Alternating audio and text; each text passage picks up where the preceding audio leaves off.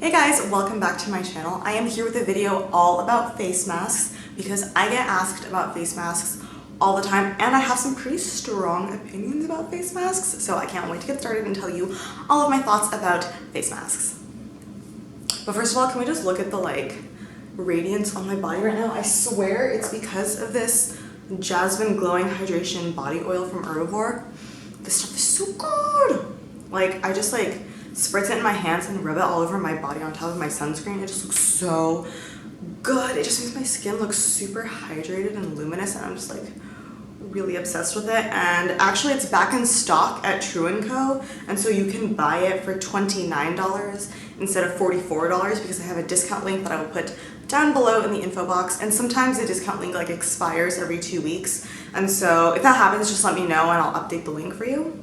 But yeah, this jasmine oil has been my obsession as of late. So I think my camera's actually about to die, so we're gonna make this super duper quick, so I need to make this concise. So let's just begin talking about face masks. So you guys know what face masks are. It's something that you put on your skin and then take off after 10 to 15 minutes. That's usually the definition of a face mask. It can come in a tube form and then also a sheet mask form. I will be talking about both kinds. But first of all, let's just talk about the effectiveness of a face mask.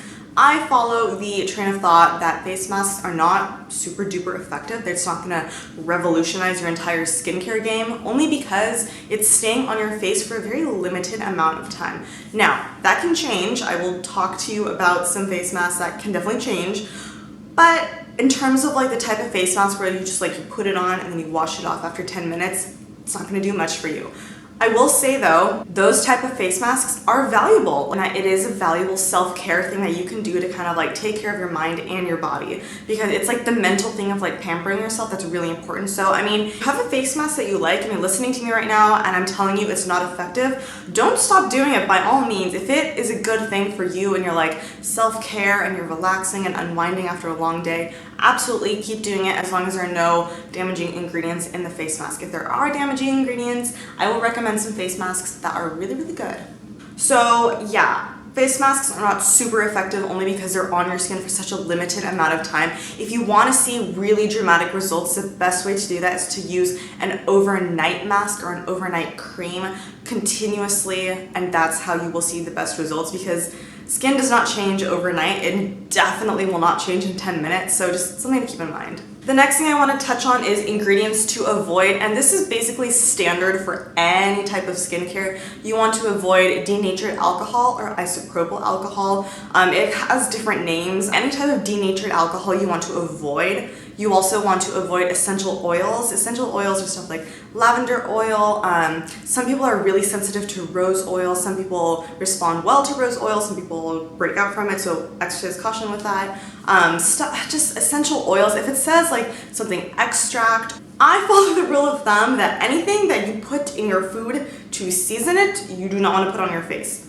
Just my 2 cents. Of course, there are definitely exceptions to that rule, but just as a general rule for you to follow as you're looking through the ingredients on a skincare item, which you should get into the habit of doing. Even if you don't really know exactly what to look for, I still recommend getting into the habit of looking at the ingredients list on a skincare item every time you're going to buy something, because it's just a good habit to get into, and eventually when you start realizing which ingredients really irritate your skin, you can definitely be aware of that and look at the ingredients and be like, oh, this has ginger extract. I can't do that. So in addition to alcohol, essential oils, you also want to avoid fragrance. Now, the thing with fragrance that's kind of weird is that some people react extremely poorly to fragrance, myself included, and some people's skin just don't care about fragrance. It's really up to you. It's your personal preference. So just err on the side of caution and avoid fragrance if you can. If it's absolutely necessary for you to use a skincare product that has fragrance, just be careful. Test a small patch overnight and see if your skin reacts poorly to it,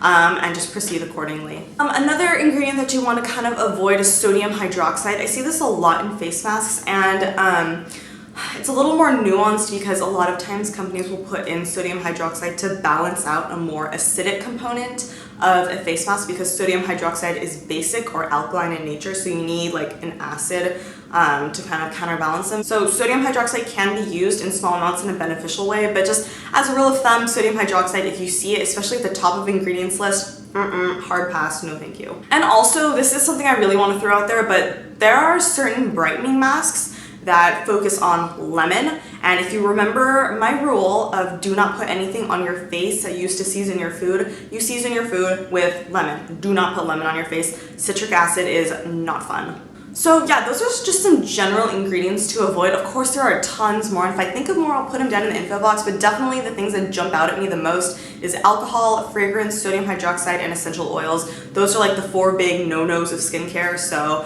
if you see those, I would definitely be careful. So now I'm gonna recommend to you a few masks that I personally really enjoy. So I guess I will talk about the pros of each mask as I go through them. So the first mask I want to talk about is a charcoal mask because I get asked a lot if I enjoy charcoal masks, and I do. I am a huge fan of this one. This is the Clinique Pore Refining Solutions Charcoal Mask. This is actually my second tube. I went through a first tube because I love it that much.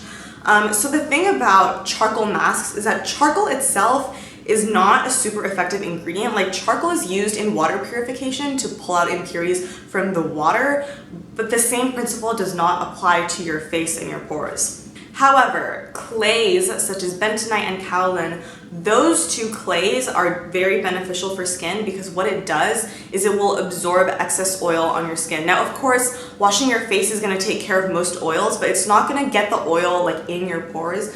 What a face mask does if it contains bentonite or kaolin is that what it's going to do is when you apply it to the surface of your skin and it dries, it's going to kind of like, I don't want to use the term suck out the oils because it's not going to suck out all the oils, but it's definitely going to absorb some of the more superficial oils on your skin, and it does give a very smoothing and mattifying appearance to your skin after you finish using this. So I usually, in the summertime, I use this like 2 to 3 times a week. I really like it. It doesn't dry my skin out because it doesn't have any drying ingredients. If you have extremely dry skin, there's really no use for you to use this because you don't have excess oil in the first place to absorb. But if you have a more normal to oily combination skin, this is a really nice thing to use just to smooth your skin and mattify some areas and just absorb excess oil that could cause acne breakouts.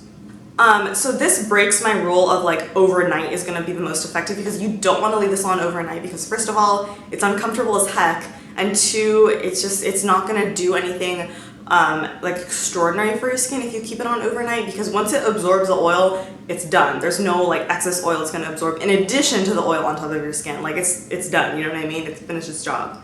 So you definitely want to wash this off after about 20 minutes. I will usually leave it on for 20 to 25 minutes because I get distracted and I forget to look at my phone to see what time I put it on. So yeah, if you leave it on for more than 20 minutes, it's not gonna kill you, but it's just kind of uncomfortable to keep it on your face because it dries very, very hard and kind of pulls at your skin if you want to make facial expressions. So yeah, anyway, love this mask. The next mask that I want to talk about is the Clinique Moisture Surge Overnight Mask. This is a hydrating mask, and I need to make a difference, or I need to differentiate between a hydrating mask and a moisturizer.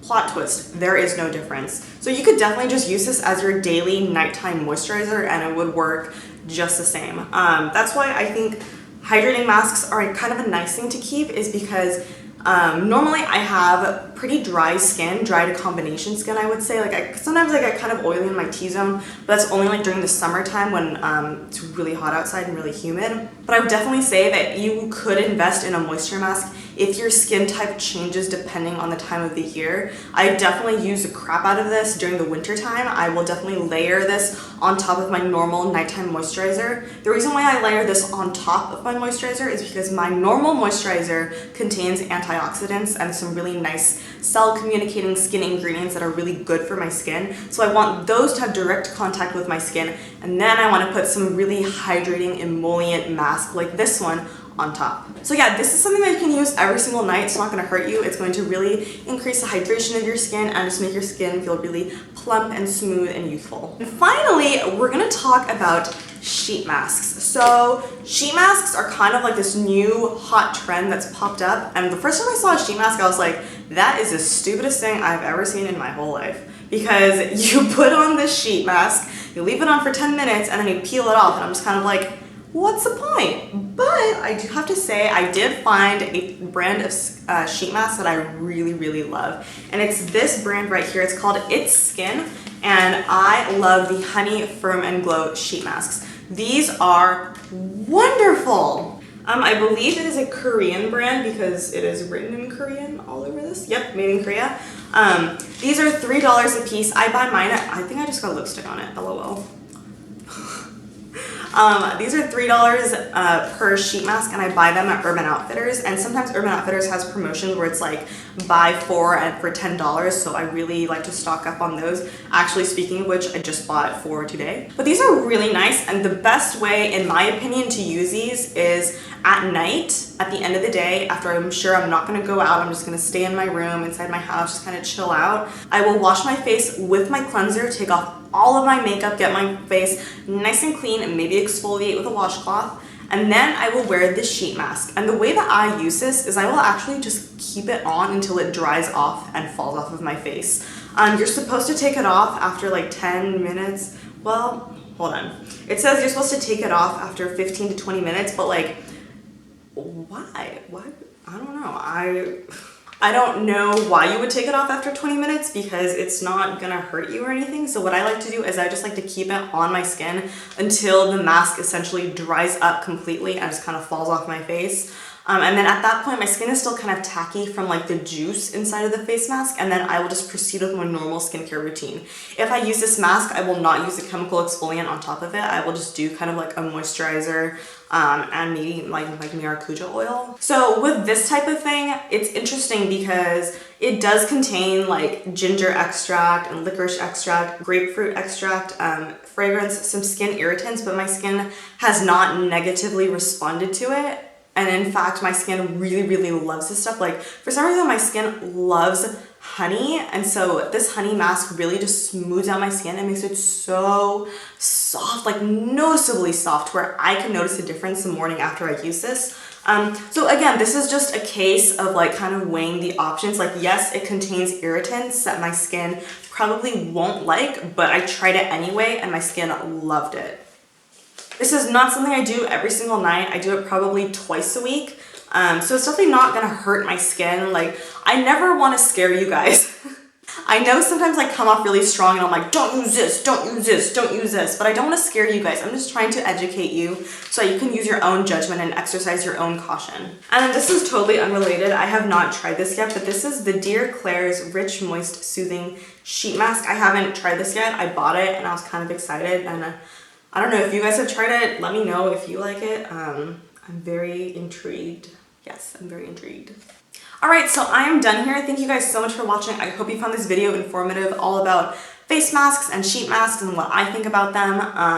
Let me know if you want me to do any more skincare videos. Leave me your requests, I guess, down below in the info box and I will get back to you. But yeah, thank you for watching and spending this time with me. I hope you enjoyed the video and you learned something.